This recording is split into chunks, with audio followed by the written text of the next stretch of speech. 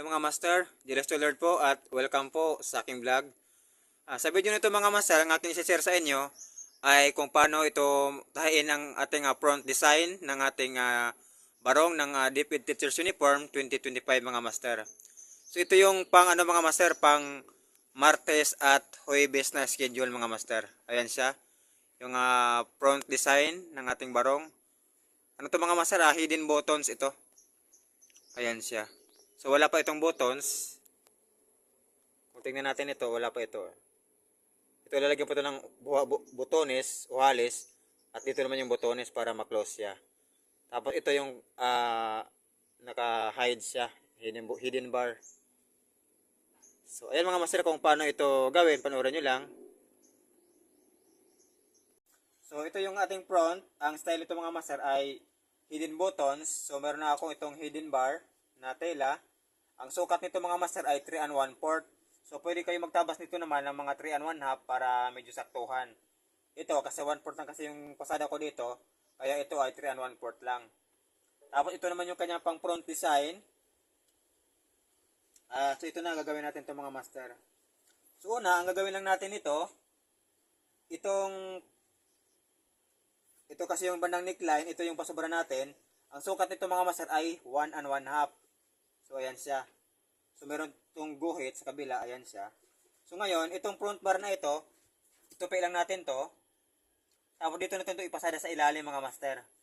Ayan dito. So bali pagbalik natin to, ibabaw na itong front bar natin. Ayan siya. Ngayon, dahil ito ay 3 and 1/4 lang ito, so 1/4 lang yung pasada natin ito. Magpasada lang tayo dito ng 1/4 dito sa ating tela. Sa tela naman mga master, itong edge na to, ang pasada naman natin dito ay 1/2. Kasi ito kasi ang sukat kasi nito ay 1 and 1/2.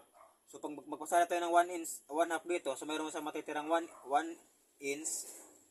So sakto lang yung pagtupi natin, yung itong bar natin sa front bar, may susubra, hindi siya makikita itong tupi para sa buttons. So ngayon ipasada na natin to. So bali mula dito, atras lang ako dito ng 1/4 sa aking tela, sa aking front bar. Ayan. Para hindi ako kapusin sa aking front bar.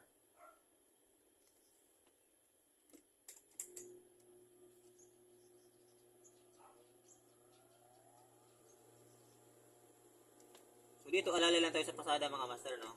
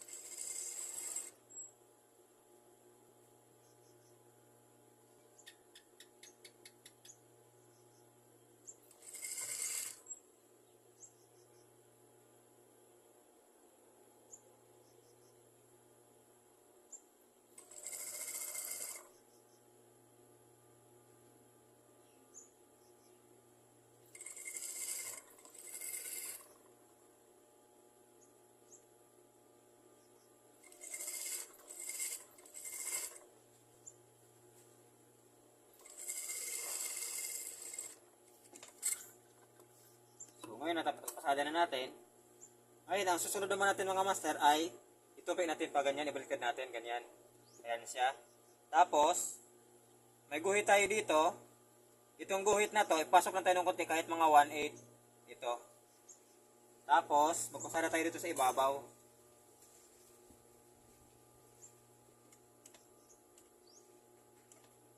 Kahit dito mga 1/8 mga master, pasok tayo sa ating pasada guhit.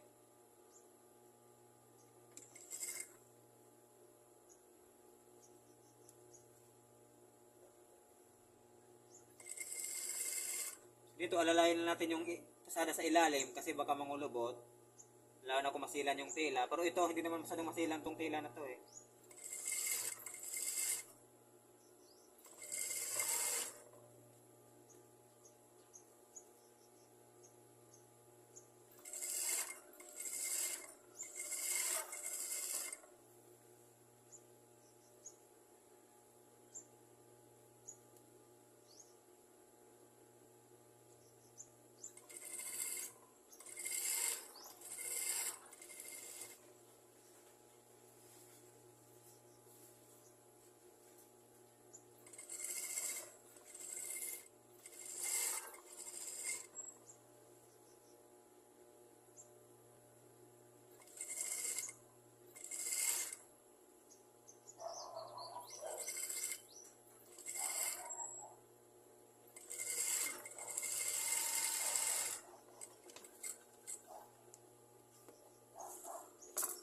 ayan na siya. So ito na yung ating front bar. So ganyan lang natin.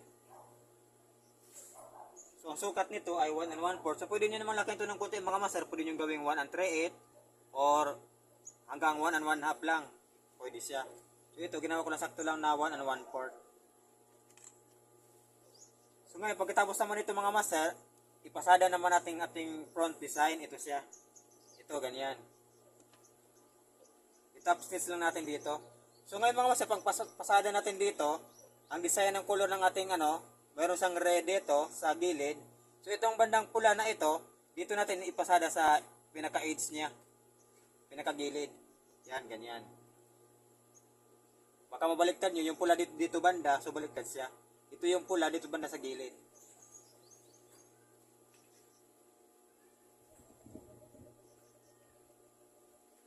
So ganyan lang, ipasada na natin ito, no? Paano lang, top stitch lang.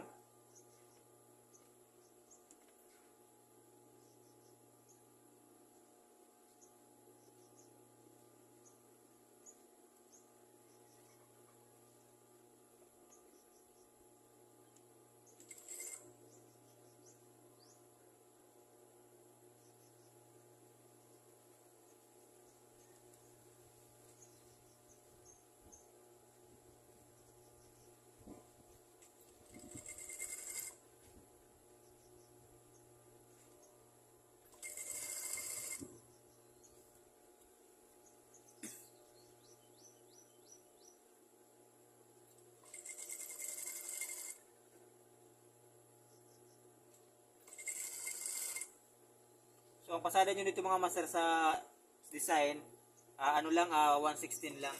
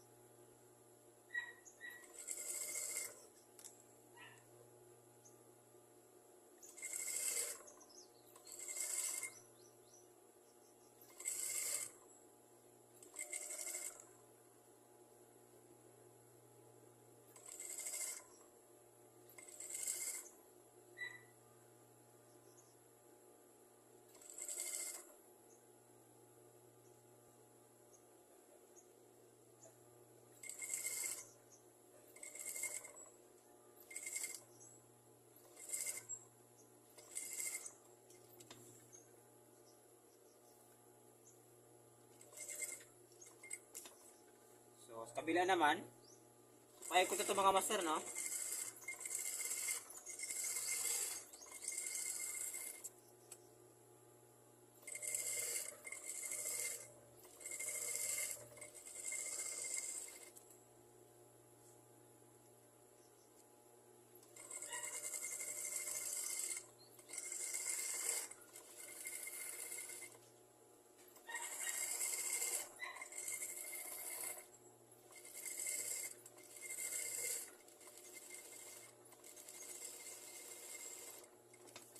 Ayan, tapos na ang ating design. So, ganyan lang gawa ng front design mga master sa ating barong ng Deputy Teacher's Uniform na pang Huwebes na schedule at Martes. So, hindi buttons yan. So, ito, pag malagyan ito ng butones, saka na tayo magtatak dito para hindi ito titikwas. So, ayan sa mga master, no? So, ngayon, pwede naman tayo maglagay dito ng patigas sa ating ito, pasukan na natin ito ng patigas kung gusto nyo medyo matigas. So,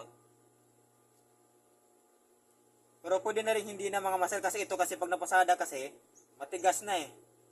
Matigas na kasi ito. So parang pwede na hindi na sa hindi na siya lagyan ng patigas. Hindi na sa basa-basa na babali din eh. So yan mga master, hanggang dito lang pong ating video. Maraming salamat sa inyong panonood at God bless po sa ating lahat mga master.